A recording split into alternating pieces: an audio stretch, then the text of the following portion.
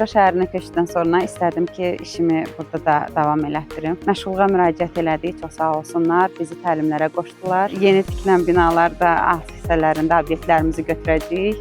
Fəaliyyətimi inşallah bundan da böyük eləyəcəm.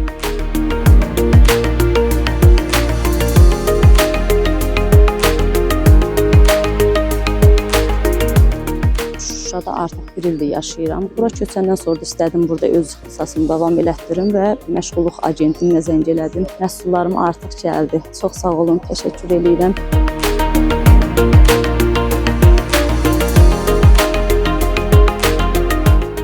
Şuşaya gələndən sonra məşğulluğa müraciət elədim. İndi məni bugün avadanlıqla təmin edirlər. Mən işimi daha da genişləndirmək istəyirəm.